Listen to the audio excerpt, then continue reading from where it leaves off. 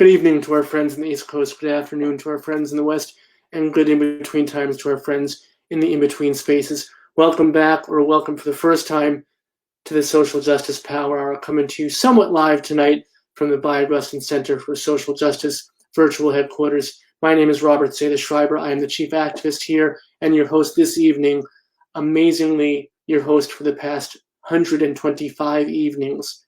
We have now shared with you 125 hours of the Power Hour, 125 stories shared, 125 truths told, 125 calls to action. And we thought this week we'd take a breath and we'd share with you some meaningful moments, some windows into these experiences, some of small snippets from those episodes, from those inspirational guests who come and share their time, energy, and spirit with us. So please enjoy these moments, and hopefully they'll encourage you to go back and watch some of the shows on our Facebook page. They're all archived, all 125 episodes, so maybe even a call for a binge watch. But we will be back next week. We will be back live in full force as we do every weeknight here at the Power Hour. And here are some of the guests that you can get excited about, including but not limited to in any way, shape, or form. Alicia Day, Newark's own drag queen extraordinaire. Sam Park, wonderful, incredible, openly gay member of the Georgia House of Representatives. Casey Lemon, author of Heavy. Adam Gopnik, author of 1,000 Small Sanities. Philanthropist and author Frederick Joseph of The Black Friend on Being a Better White Person. Thomas Frank of What's the Matter with Kansas and the new book The People Know. Diversity and publishing champion advocate Jen Baker. Lynn Zimmer, the creator of Queer Kid Stuff. And the president of NARAL Pro-Choice America, Elise Hogue. All those folks and many, many more coming at you the next couple of weeks. But now let's celebrate 125 episodes of the Power Hour. Let's share these meaningful moments together. Enjoy these stories that we've had the honor of sharing with you and with each other and with our beloved community. Until next week, everybody, please take care of each other.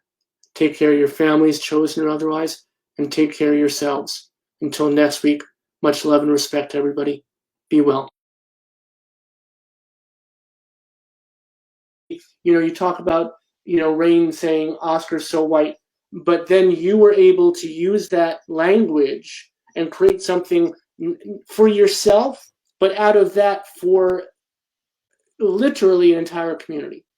Well, that's what trans people have been doing since the beginning of time, right? Trans people are the ones who and queer people more broadly speaking, we see, what's going down in a particular space and we be like, okay, I can take this to another level. I can make sure that this opportunity is not only great for me, but it's going to be great for other people. I feel like trans folks, queer folks, we think about, well, a lot of us, I can't speak for all of us, but a lot of us think about community in that particular way, where it is, while we want to succeed, while we want to thrive, we also want to make sure someone else thrives as well. So what good is it me having a seat at the table if I'm the only motherfucker who looks like me around it? That's not progress. That's not, that's not success. That's not thriving to me. I want the whole table to look like me, The whole table can look like me and we can have one white person in the corner. Why not that, right? For me, it's about upending all of these systems and all of these ideas that we traditionally think of, how things are supposed to go and how a particular person is supposed to act. One of the things that I love about the work that I've been able to do, particularly when I was at the LA Times, is, people, all of these celebrities, they would hear that, okay, they're going to do an interview with the LA Times. That's all they would hear. But then I would walk through the door. I don't have nails on right now. I have a little bit of a gel manicure left. But typically my nails are done. And so I come click-clacking into the interview room, and it's me that is a representative of this legacy media brand that is the LA Times. And it's pushing back on, for me, this idea of what a journalist could be or what a journalist looks like. Why can't a journalist look like me, right? Why can't someone who is on CNN or MSNBC look like me? Why do the people always have to be binary presenting? Why do they always, why do journalists always have to be so buttoned up and not have an opinion or a feeling? And all of that is it contributes to and comes from these kind of ideas that we have that are all fed by white supremacy. And they're all fed by these systems that are rooted in white supremacy that really have no place of like supporting or uplifting folks who look like me. So like, why not just like set the shit on fire and shake the table a little, right? Because the system already does not support me. Or rather, it only supports me in certain ways. It only supports me in a diversity program, which diversity programs, as a product of one, I can say this, are trash. They make you do all this work for the least amount of money, but yet you're supposed to be thankful for it, right? It's all of these just like systems that aren't really support, that aren't really, making waves and making inroads for people. It's a lot of stagnation that happens as a result of these programs. And so, yeah, I mean, again, I don't remember what you asked me again. But, that's what I think of when I think of, just me moving through spaces and trans people generally moving through spaces. It's like we're doing a lot of like forward thinking. We're doing a lot of imagination work. Yeah.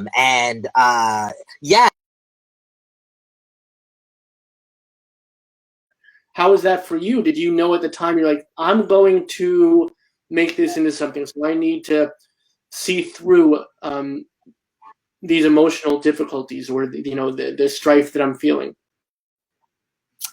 I mean, yeah, I don't go into scenarios sort of hoping that there'll be stories. I mean, I'm sort of at a point in my life where I'd rather a boyfriend than a good story. But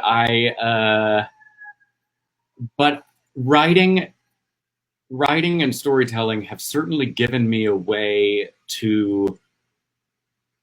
They've given me a way to control, to what's the way I want to say this? Like to have some agency and control over my life and what happens to me. I'm able to recalibrate events and sort of filter them through a humorous lens that helps me. That's a salve for me, whereas, in an instance where a man, I mean, there've been countless hookups, and I don't blame these men because it's a hookup, and who am I trying to like talk to them a whole bunch after it? But you're trying to connect, you're trying to, and a lot of, and you're just not, and it doesn't happen, and that's okay. You shared something. That doesn't mean it wasn't intimate. I mean, you can have a great deal of intimacy with someone you don't know at all. That still happens, and that's beautiful and serves a purpose. But the kind of longing or loneliness I feel by being able to kind of filter that through a sieve of humor and perspective, it just gives me perspective. And if I'm able to make anyone else laugh or make anyone else feel not alone in what they're feeling and able to laugh at it, I mean, I think it's actually, that's my goal. Yeah. Did I answer your question?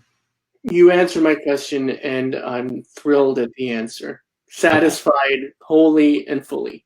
Okay, good. Have you heard from some of these folks? That have they recognized themselves in your stories and essays and spoken word performances? Yeah, I mean, the book went through legal a few times because I mean, they're not hit pieces. They're not.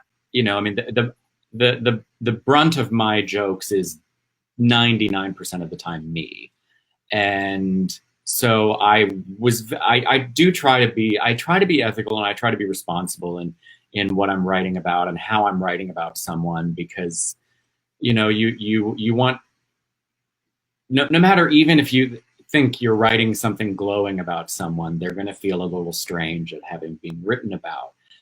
But we went through legal and tried to sort of remove some of the breadcrumbs. I don't name anybody. Oftentimes I didn't know their name. But at least trying to sort of remove some of the breadcrumbs that could lead people to finding out who some of these people are. And one of the things I really try to do in this book is not make it all about me. So it's mostly written through my perspective because I'm the writer. But I definitely made sure I wrote pieces about Zoe, and in that before Zoe had the name Zoe, instead of using her old name, which I would never do, or misgendering her, which I never do. In the book, I made a point of calling her the girl from Peterborough, because she comes from a small town called Peterborough, Ontario. Well, it's not really a small town, mid-sized town. And so that was, the girl from Peterborough, right from the start that she is a girl. Right from the beginning that she is struggling and that she's not in a place where she can come out. That was so important, that it not be written in this way where it's like, the cisgender idea of, you don't know the person is trans and then boom, they're trans. And no, this is a family story. So it starts with my origin story. It starts with her origin story, and it builds out from there. It was a lot of work to get it the way that it is. Hats off to having a great editor too, at Penguin Random House Canada. But yeah, it was a labor of love, and I'm so glad that it was written. It's coming up on a year, so it turns 1 year old on Thursday, July 30th, and I'm really happy that it made its way out into the world. Oh my gosh! I wish we could have had you on Thursday, and then we would have gotten a cake. A cake. I just wanted. I've been negligent to the community, and I apologize. I read it the first time in one sitting. I cried, I laughed, I smiled, and I frowned. Such a good read. And there have been a bunch of comments, and I apologize. I've been so engrossed in our conversation, but there's a lot of wonderful positivity. So we can go back and look at that at some point. There's a lot of community members here who have been throwing a lot of snaps your way. And deservedly so. Thank you. I recognize some names. Hi, Aubin. Hi, Stephanie. It's lovely. Lovely. I'm so glad. It's so wonderful when our community and our guest community can intertwine and, be a part of one another. And we appreciate that. I can't believe how quickly this is going, and I'm kind of sad because there were so many other things I wanted to talk about, and maybe we can have you back sometime. But thank you. Let's just stick with the book for now, though. What were some of the most surprising things about writing the book and then after it was published? What were some of the things that really, took you a little bit by surprise after the publication? I think that once it's out there, it becomes its own entity, right? It really does. Yeah, it takes on a life of its own. I was surprised. So it's so fun. I say this a lot because I really want to, again, I'm all about sort of giving people hope. I have a high school education. I graduated high school at 38 years old. And I did that for personal reasons. I just really wanted to finish. And I've never been to college or university. I think I've taken one university course and one class. And I wrote a book. I think that actually shocked me. First of all, that I actually wrote a book, and then that it resonated so well with so many different people. I didn't realize that. So I had this idea that I was going to write this book and it would do okay. And then it landed on the bestseller list for a few weeks, and that just totally blew my mind. And then I started hearing from people. And still today, almost every single day, I hear from at least one person who just finished reading the book and needed to reach out to me, or is just starting the book and need to reach out to me, or whatever. It means so much as an author to hear from people. Mostly, I think when I hear from people, I've actually had everything from help me be a better parent to my child, or I read this book and then my child came out to me because they saw it on the table, and they knew that if I was reading this book, I was probably going to be okay to come out to. Wow. And then I knew what to do, which is amazing. This book saved my marriage, or I gave this to my partner. I gave this to my parents. I gave this to my kids. I gave, copies of this book out when I came out as trans to my family members. Wow. Right. And a few of them, try not to cry because this one hits close to home. This book saved my life.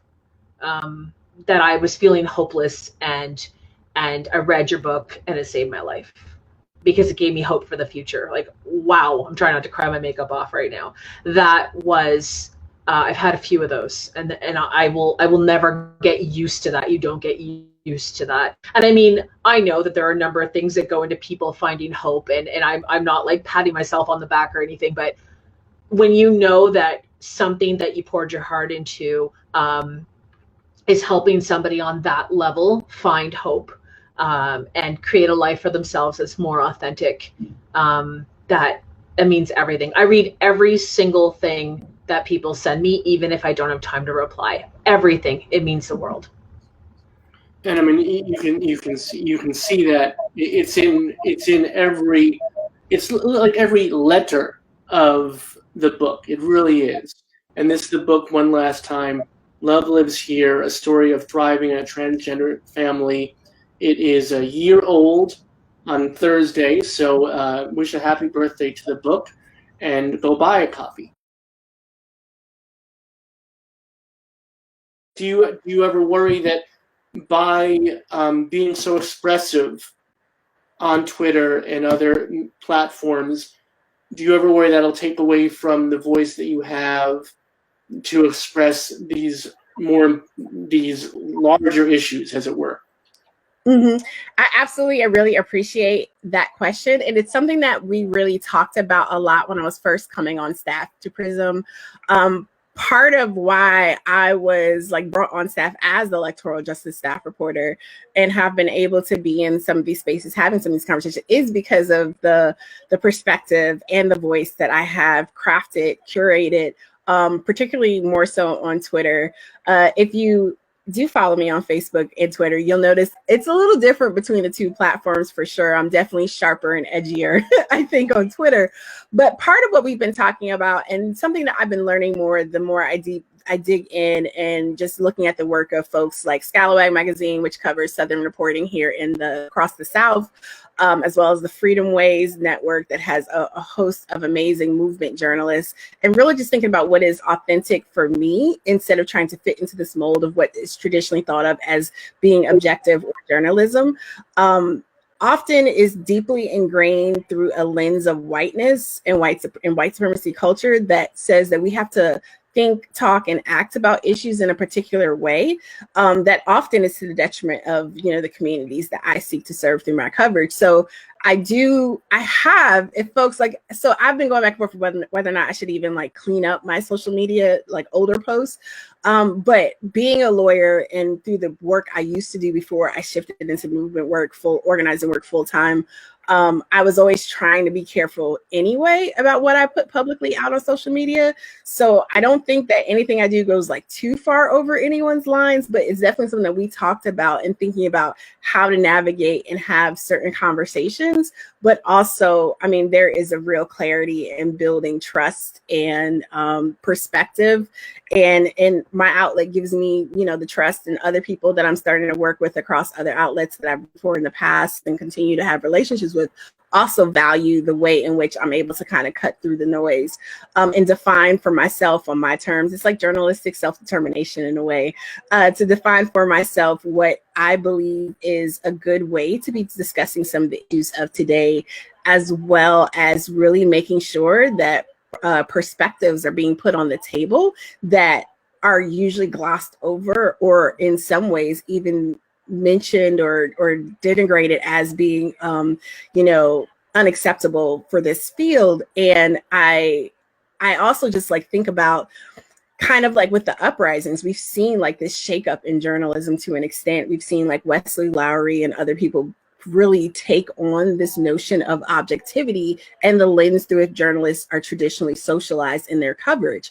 And so I do think I do try to balance, and I do try to, like, y'all don't actually realize how much, if you do follow me on social media, I really do actually think about a lot, and I delete and rewrite a lot of things before you get the final version, because I'm trying to balance and really be thoughtful about not just like how I'm presenting myself, because I always show up as my true authentic self regardless, but like what is the best way to get the message across. And sometimes, you know, it's a miss and we learn, and sometimes it's right on the money. And so it's an evolution and a process, and I'm really thankful for other colleagues I have to be able to check in with them as well about some of these things. As you know, someone who didn't come from a traditional journalism background, as you noted, I'm a lawyer by trade, organizer at heart, and journalism is something that I have found joy in as well. And I see it as another way of extending my contribution to the work that is going on in terms of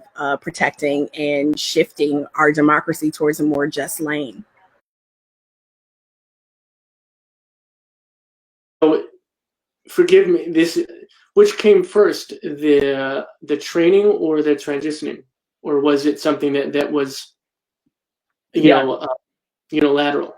Yeah, so I was already competing in triathlon prior to transition, and so, you know, I was a 3-sport all-conference athlete in high school. My earliest memories as a child are playing sports. At 4 years old, I would have told you I'm an athlete and wanted to be a professional athlete.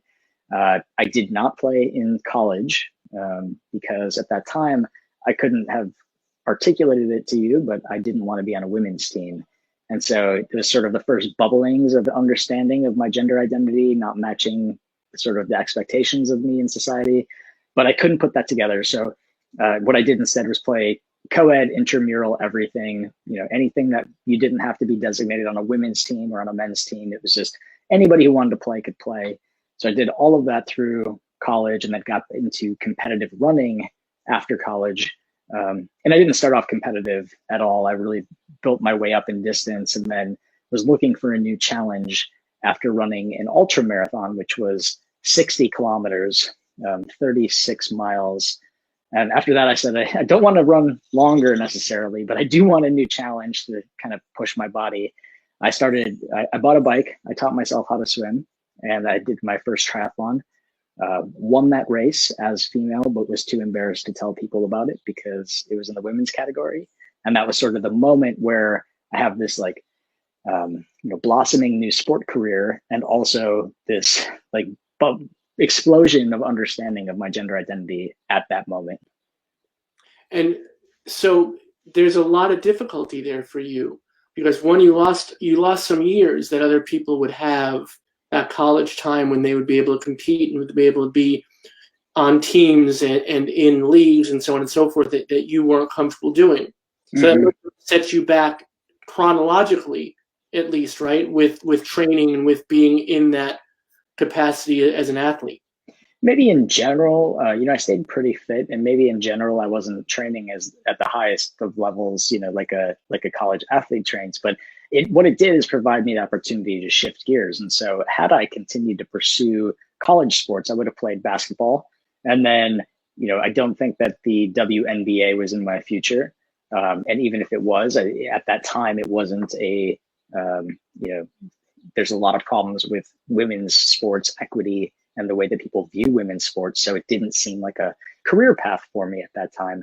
So, you know, if anything, I think by not playing sports in college, it's prolonged my athletic life a lot. Oh, okay, well, that's good. Then there's a... Yeah, very positive. So The Sword and the Shield is a dual biography of Malcolm X and Martin Luther King Jr., and it really pushes back against the notion that King and Malcolm are dueling opposites and polarity. So it pushes back against the notion of dream versus nightmare and makes an argument that these are two revolutionary social justice icons, these global icons of not just Black liberation, but of human rights and social justice. And that those icons, to understand them, we have to understand them not as one who is talking about violence versus nonviolence, separatism versus racial integration, and peace versus radical political self-determination, but as two sides of the same revolutionary coin. And when we look deep at their lives, we see that both Malcolm X and Martin Luther King Jr. were, they had critiques of capitalism, they were anti-imperialist, they're anti-racist activists, and they're really human rights activists who become bold critics of white supremacy, structural racism, racist policies, and institutional violence against Black people, but against brown people, people of color, poor whites all across the world. And so from that perspective, when I think about the sword and the shield, and we can dig deeper into the metaphor of the sword and the shield, it's really both Malcolm and Martin become both. They both become these political swords and these political shields, and their legacies are more vibrant now than ever and more needed now than ever. So it's a book that really argues against the way in which popular culture forces you to choose between Team Malcolm and Team Martin. They'll say that Malcolm X is fomenting violence and racial hatred, and they'll also say that Dr. King is sort of just a fuzzy teddy bear who wasn't a radical, who wasn't a revolutionary. And what I show with this book through a dual biography is looking at both of them as these radical icons who become revolutionaries, who evolve over time, and actually, even while they're alive, start to find out that they have much more in common than they do apart. Yeah, that's one of the parts that I find fascinating, is that many people don't realize, but in the later aspects of their lives, their paths not only became parallel, but it seemed to me almost as if they might even intersect and even switch over right? Yeah, no, absolutely. When we think about, one of the things I argue in The Sword and the Shield is that even though they're coming from different backgrounds, and so Dr. King is coming from the upper middle class, Sweet Auburn Avenue, Ebenezer Baptist Church in Atlanta, Georgia, Martin Luther King Jr. His mother is coming from generations of African Americans who've done well. His father was a sharecropper, but he goes to Morehouse College at 15 years old, really the best historically Black school and the best college for a young Black man in the nation in the 1940s and 50s, even up until today. And goes to Crozier Theological Seminary from 1948 to 1951, and then gets a PhD in religion from Boston University in 1956. Malcolm X, who's 4 years older, really 3.5. Malcolm is born May 19th, 1925. King is born January 15th, 1929. Malcolm is the son of Garveyite activists. And when we think about Marcus Mosiah Garvey, he's really the most important Black activist and social movement leader of the first half of the 20th century. In some ways more important than W.E.B. Du Bois as a mobilizer, not as an intellectual, but as a mobilizer. Universal Negro Improvement Association, there's going to be between 3 and 5 million African Americans globally who are part of that group. A great book on this is Adam Ewing's The Age of Garvey, but you also have Tony Martin's Race First. You have a book called Grassroots Garveyism that gives you an idea of this movement for self-determination that usually is smeared as this back to Africa movement. It is not that. Garvey was trying to create shipping lines to create trade between Africans and African Americans, but it's a movement for radical self-determination. And like any movement, Garvey has conservative, moderate, and radical poles. So when you think about Garveyism, you have some who are pro-capitalist reactionaries, and you have some who are socialist and Marxist and feminist within that Garvey movement. So when we think about Garvey, Garvey is the first person who's talking about Black power in the 20th century. He's the first person who's influenced by people like Hubert Harrison and Black women and men who were socialists and radicals and Black nationalists and Pan-Africanists in Harlem and elsewhere in the 20th century. Malcolm's parents are Garveyites. They go to Omaha, Nebraska. Malcolm is born in Omaha, May 19th, 1925. So they become pioneering Garveyites who moved from Omaha to Lansing, Michigan. And by 1931, Malcolm's family both owns a farm, and his father is a Garveyite local organizer who is going to be really murdered by a local white supremacist in Lansing, Michigan, called the Black Legion. So Malcolm's father, Earl Little, who's a big, dark-skinned, itinerant Baptist preacher and Garveyite and farmer, is going to be almost severed in two in what authorities call a streetcar accident, but with the Little family, because Malcolm X's last name is Malcolm Little, his birth name, call an assassination. Malcolm's mother is going to be institutionalized several years later in a psychiatric institution and really spend most of Malcolm X's adolescence and adulthood. He's going to meet up with her about a year or two before he dies in that psychiatric institution. So when we think about Malcolm and Martin, they're coming from two different poles.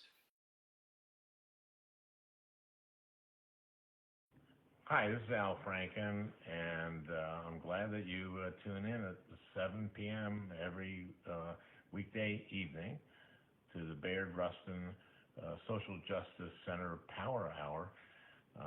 It's something I support so much, and during this difficult time, it's very important that we support everybody and support each other. So much love to you, and we'll get through this.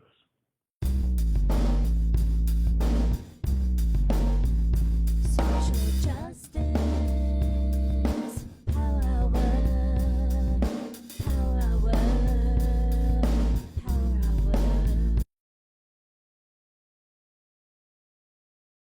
hour. So tell me about craftivism, because I love this term.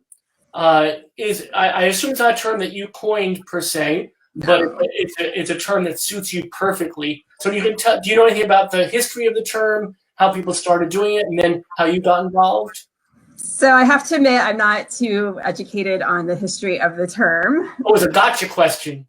Yeah, I was thinking earlier, I should really look that up. I know there is a book about craftivism. Now's a great time to read it. So, but craftivism, it's a combination of craft and activism. It's using craft as a form of activism. And while anyone can participate in craftivism, I think it's really suited in particular to introverts who want to participate but don't necessarily want to leave their house. And now in these times, we're not leaving our house very often. I think it's also great for people, no matter if you're an introvert or an extrovert, who just can't leave the house. So it's a way to participate in this movement.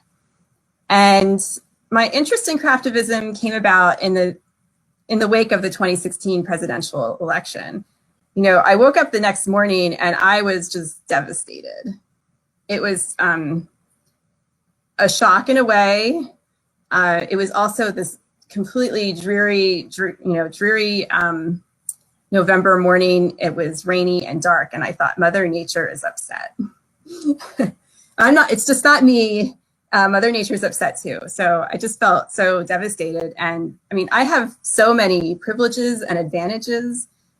I'm an American citizen. I was born in this country to American parents. I'm white, I'm straight, I'm college educated, I'm able-bodied, I'm middle class, among many other advantages and privileges that I have. But I'm also a woman, I'm a feminist. I chose not to get married. I chose not to have children. I live by myself. And when I woke up that morning, I felt concern, not just for myself, but also for anyone in this country who's not a man, who wasn't born here, who isn't straight, who isn't Christian. I felt like if you didn't have that magical foursome of being a man who's born here straight and Christian, what's going to happen? What's going to happen? And it was just such a devastating time. So that Thanksgiving, I was scrolling through Instagram, and I think, as everyone knows, I'm addicted to Instagram. So I was scrolling through Instagram and I found a post about pussy hats. And pussy hats were a concept created by Krista Sue, and her original intent was for them to be knitted or crocheted. And I don't knit and I don't crochet. And I thought about learning how to knit or crochet. I've heard that crocheting is faster than knitting, so maybe I could learn to do that. But I also thought about who wants to wear the first project from a knitter or a crocheter, right? Nobody wants to wear that. So I just sort of put that on the back burner. I thought, well, maybe I could buy a hat. I bought a hat from a knitter off of Etsy. But then I also later found a pattern for sewing a pussy hat. And I was like, well, sewing is something I can do. And so I printed out the pattern. There were a few different ones, and I tried a few of them out. And then I wound up going with one in particular. And I think I initially thought, oh, I'll just make like 10 or 20 of them. And then I decided, no, I'm going to make 50 of them. And then I realized, okay, out of 1 yard of fleece, I can make 8 hats. So I'll buy 8 yards and make 64 hats. So I made the 64 hats. I set them up assembly line style. I made them 10 at a time. And I distributed them to many friends and also people I didn't know. So at the time, I was part of a meditation group, and I gave a stack of hats to someone who was going to DC. So my hats were in DC. I gave some to my friend from my old job who went to New York's Women's March, and so they went to New York. I gave some to Janie, the librarian, who went to a library conference in Atlanta, and they went to Atlanta. And they went to Philly with some coworkers, and they also came with me to Trenton, so the Women's March in Trenton. So they were distributed broadly, and I just felt like this was a way for me to make a contribution in my own way.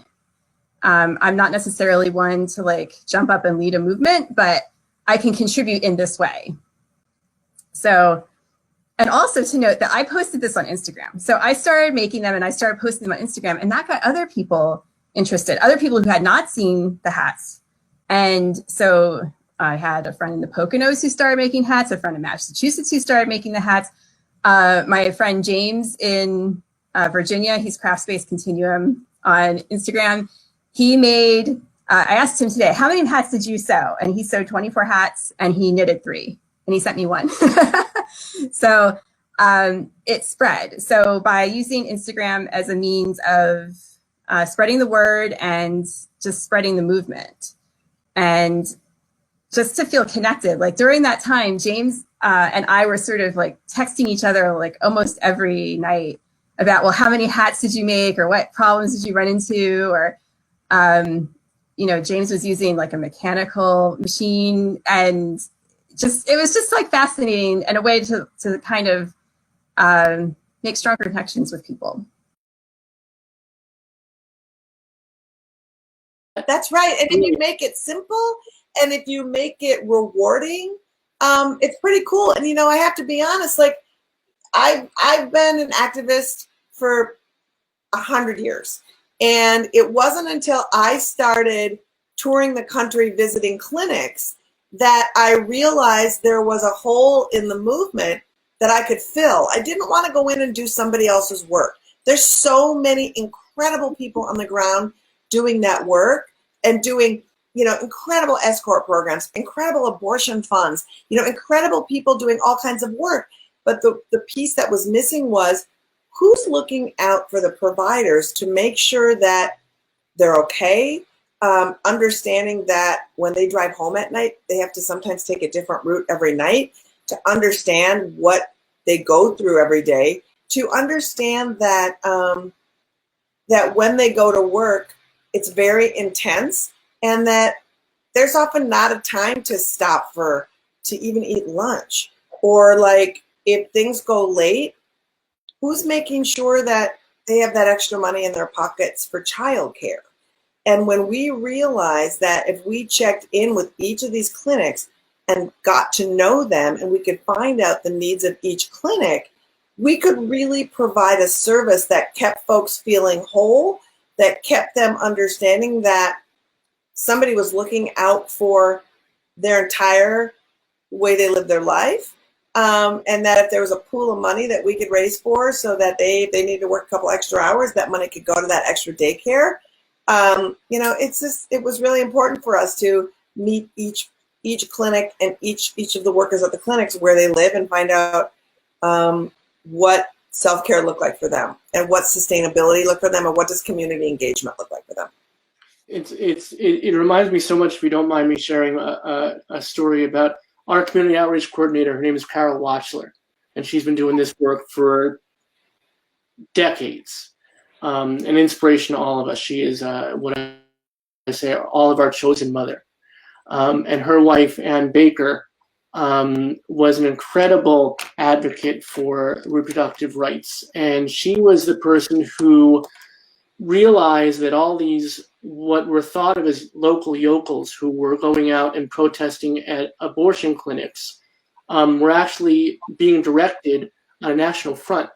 And this is before the internet and before, all those things that you can put these things together. She had probably one of those threads where you have in your basement, when you have one of those creepy thread boards. She was the one that alerted the FBI to the idea that this was not isolated instance, that these people were going to different towns in different states, and then finally their records were being tracked, and these people were being exposed as not just I'm going to go protest here today. This was a dedicated movement, and she did incredible work. And her name was Ann Baker, and the work you're doing now just really seems like a natural extension of that.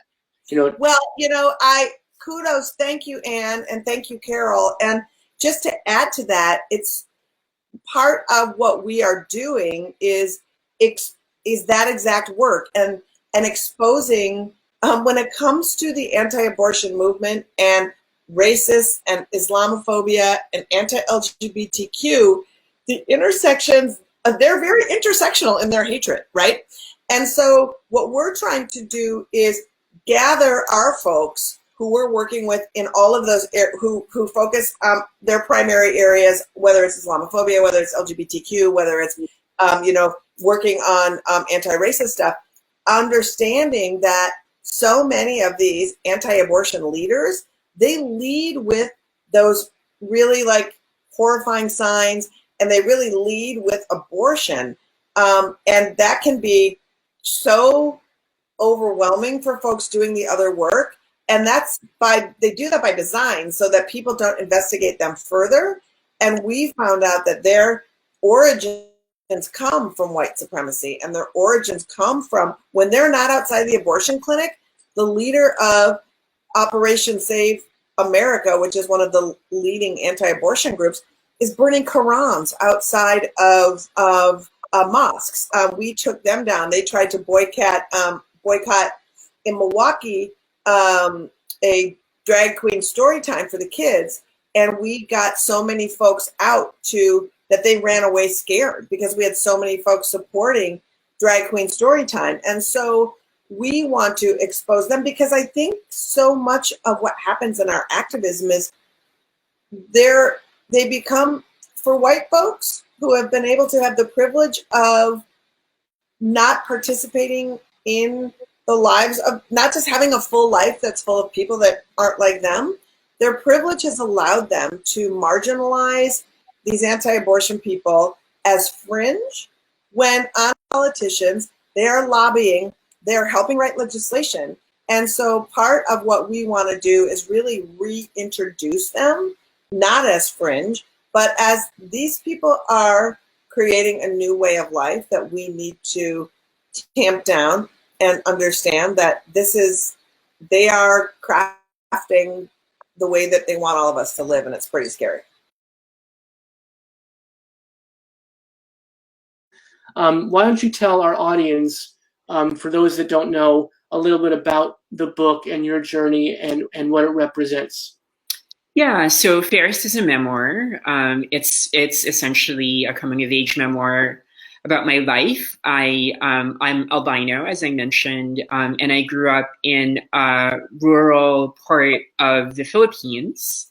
So I'm also a Filipino first-generation immigrant.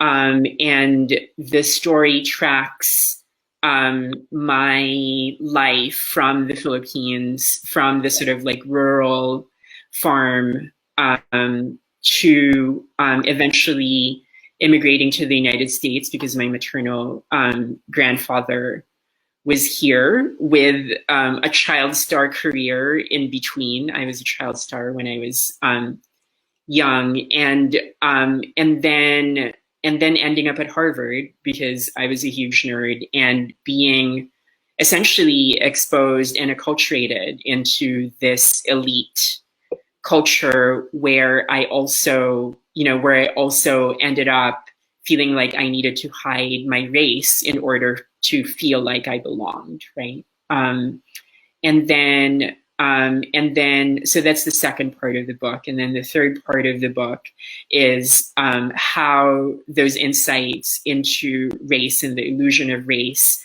led me to also question my gender, so that eventually I transitioned. I was raised as a boy and lived my life as a young man before I transitioned and became a woman in my early 20s. And so that's basically the sort of outline of the book. And the way that I really thought about it at the time that I was writing it was I was really interested in, even though I felt a lot of industry pressure to make it, the sort of like trans memoir, just because, those are popular these days, it was really important for me to treat race and gender pretty much equally throughout the book because of the ways in which they intersect in my life, and, in my own intersectional identity. And so, the title Fairest encapsulates that, right? And in all of its, problematic racism, that there is this word in the English language that equates being white with being beautiful. And then also the kind of like the third side of the triangle is this idea of fairness in terms of justice, right? Like what is fair to ourselves and what is fair to other people? What do we,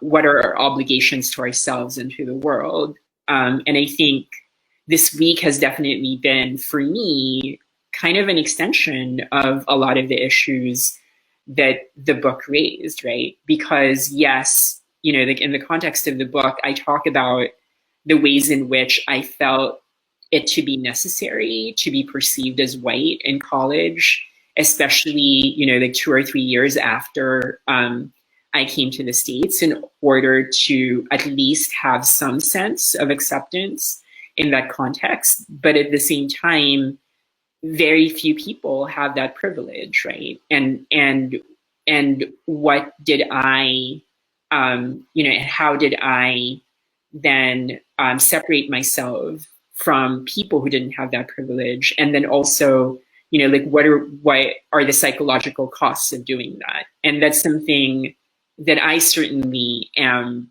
feeling really acutely right now. And, and it's a really, really live conversation in my head. I'm currently at my in-laws' house in New Canaan, Connecticut.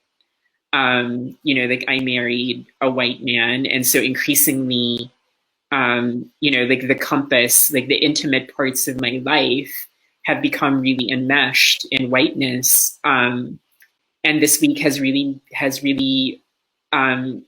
given me a lot of questions about, what it is to belong and who do I belong to and what does belonging mean and why is it important? And, and how can I, at the same time, think about belonging in the larger context of the world, right? And I totally agree with you. I also knew a formation or know of a formation in Oakland who are doing the People's Free Breakfast program as well. And I just think about the importance of us figuring out those ways to organize in our communities, right? In whatever little way that you can. Activism and organizing isn't just direct action in a particular way. It isn't just being out in the streets with bullhorns, although that is beautiful and effective, and we've seen change through those ways. But we've got to figure out how to get people to understand that organizing is figuring out what little bit you can bite off in your own life with your own skills and know-how. And so I think about, people who have access to churches, right? How can you use that to organize to get food to people or organize to get healthcare to folks? I think about, when people are back in their kind of traditional physical workplaces, how are you organizing to make sure that everyone is getting the benefits that they need to survive, particularly on the medical tip? And then I think about schools, all of these different institutions. There are ways for us to rally around and support people who are not being supported in the ways that they need to be supported. And so I think about those little bits that we can all kind of figure out how to chew off in our own lives. Because we all have skills, we all have some knowledge to pull on to make things better. And I love, even though this is a difficult time, I love that people are doing that visioning work again around the ways that they can support each other. A lot of the mutual aid programs have propped up in the last month or so, and folks are really kind of rallying together in beautiful, beautiful ways. And for me, what's always close to my heart is how particularly Black trans folks are organizing, right? We are in a demographic of folks that people kind of throw away as, victims who are just waiting to be saved. And that's not actually true. We have a rich history of organizing and being powerful with what we do have. And I think about groups like the Okra Project here in New York that are getting food and resources to Black and brown trans folks in the New York, New Jersey, and Philly area. I think about a group called For the Girls that came out recently. They were doing a lot of parties last week to raise money for folks, but they actually shifted their efforts to raise money to support trans folks who had medical fees, right? Because people are still trying to recover from medical fees that they had before COVID was happening everywhere. And so I think about those things and how people with seemingly so little are living in abundance. And I really think that that's the kind of example a lot of us need to be looking to. I think if you're a queer person living in the United States, your life, by the nature of our existence, is poetic. Every queer person is a walking poem. It's just true. I grew up in the South, in Texas. My mother's side is from Kentucky. My father's side is from Oklahoma. And so, I came from a more conservative background. I was raised in trailer parks in Central Texas. We were dirt poor. There were plenty of issues to deal with. And my gender identity at the time was not something I understood as well. And so, I'm almost tearing up now because I think of, all of the 12 and 14-year-olds in Central Texas who are dealing with this now, who are in the closet and have to stay there because of the environments they live in. For years of my life, I steadfastly ran away from who I was. I wanted to be the kind of person who just fit in.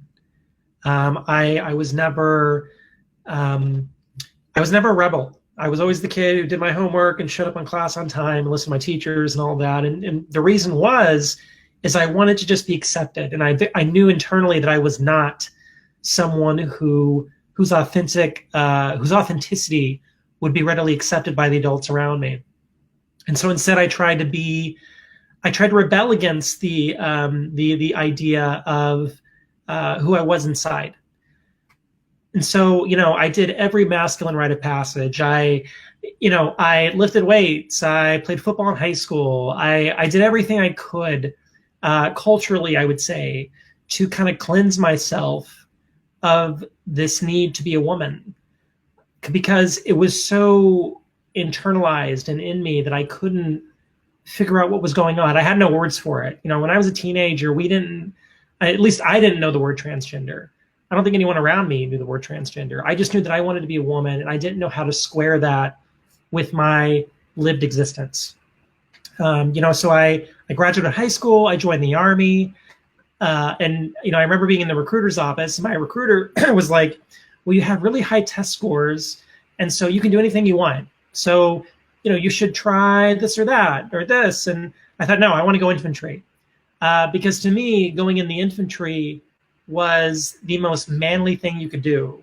Like the U.S. Army infantry was the way to do it, because that way I would serve my country, but also I would strip this internal need of myself to be a woman. I got in the Army and I realized that this is not going away. I spent 6 years in the Army, and by the time I got out, it was just abundantly clear that this craving inside of me to be a woman was permanent. No matter how much I prayed, no matter how often I went to church, no matter how much I tried to, be a man or whatever it was, it just wasn't going to work. And I think that's something that a lot of trans people go through, is trying to calibrate these things. I have a lot of sympathy for trans people who have histories where they've gotten stuck in an environment where they can't be themselves, and so they've had to go in a different direction culturally. It's hard. It's really, really hard.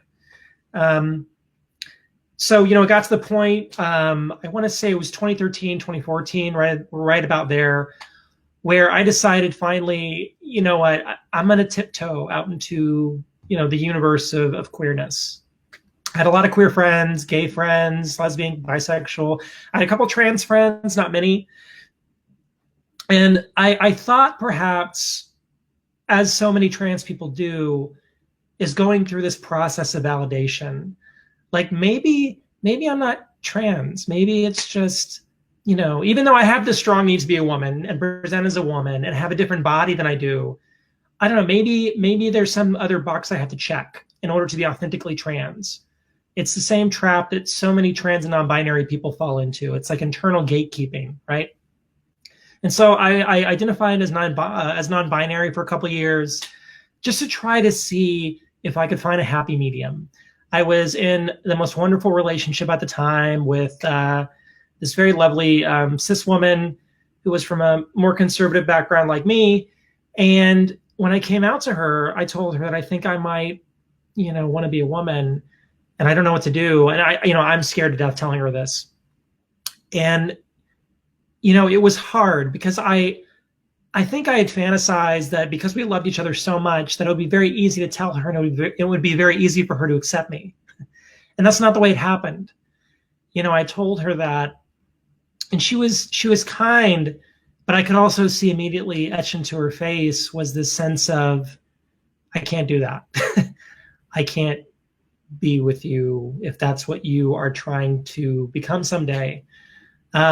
And so being non-binary or gender non-conforming for those 3 years or so was my attempt to find a happy medium, my attempt to have it all.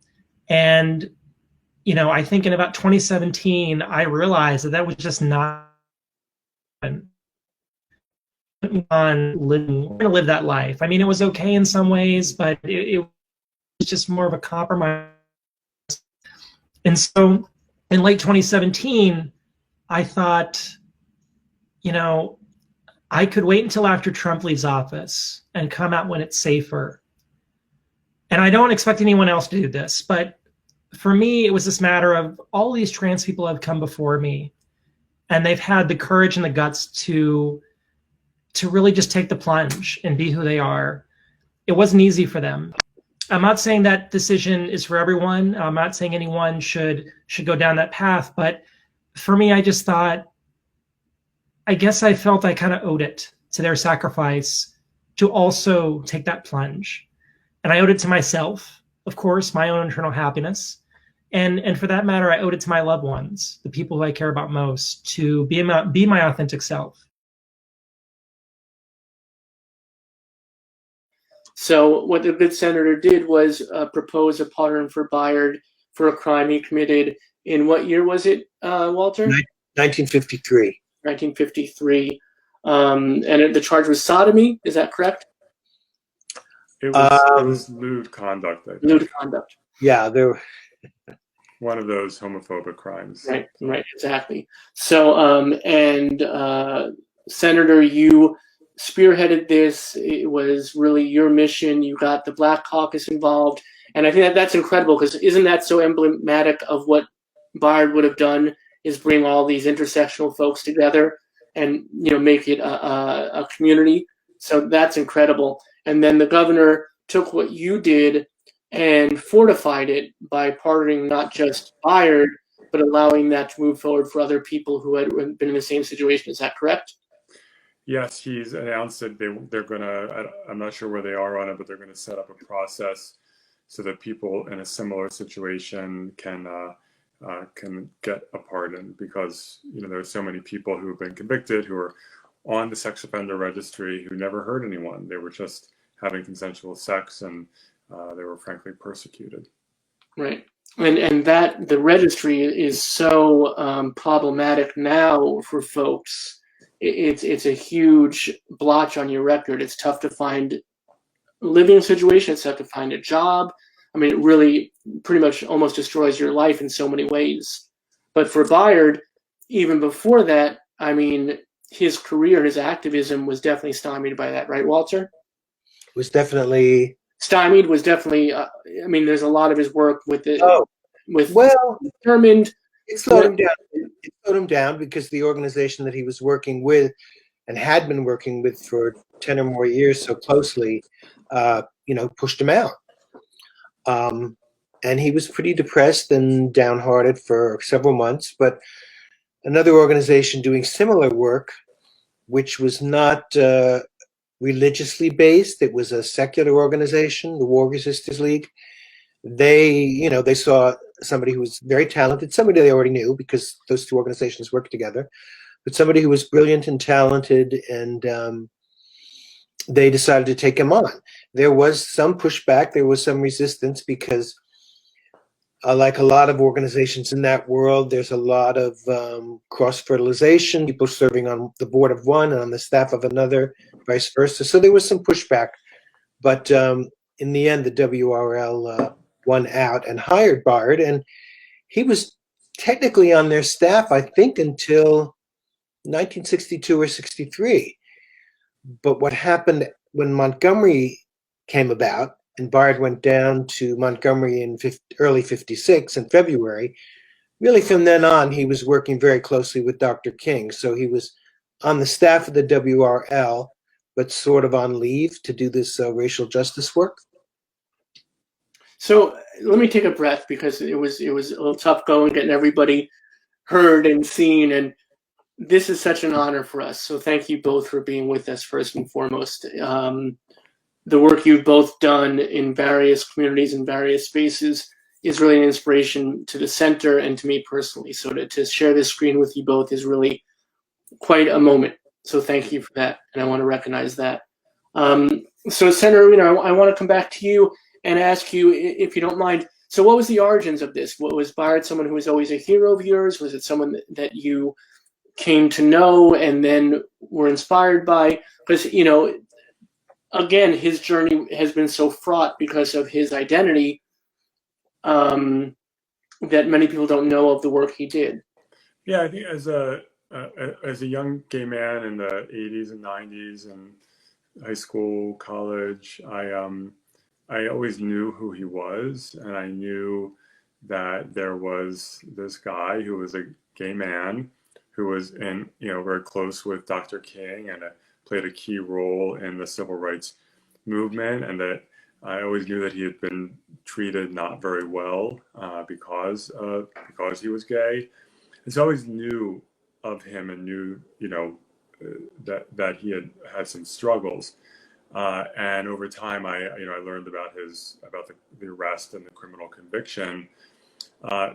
But then, as I mentioned at the beginning, this was last fall, Nicole Murray Ramirez, who is a force of nature, was up in San Francisco, and we were having breakfast, and Nicole helped spearhead the effort to get Harvey Milk onto a stamp, and so she has been advocating to get Bayard on a stamp. But she mentioned that the conviction was a roadblock, and so we started talking about it, and it just occurred to me, well, let's just get him pardoned. You can grant a posthumous pardon. Let's just, Gavin Newsom's a champion for the LGBTQ community, and so let's just ask the governor to pardon him. And everyone was supportive, and we organized, and the governor, it was not, he got it. So it was just a really nice coming together of a lot of different people to make it happen. And it really also, in addition to righting a wrong, it also was an opportunity for a lot of people to learn about Bayard who didn't really know about him, especially younger people. And so we got, a good amount of press coverage and discussion on social media. And so it's terrific, especially, as we are right now in a moment of seeking racial justice and, the Black Lives Matter movement, which is so important, always remembering that just like the LGBTQ community is very diverse, the Black community is very diverse as well. We need to make sure that LGBTQ voices within the Black community, within the civil rights community, are elevated and always remembered, especially when you're a hero, when you're someone who did such heroic work.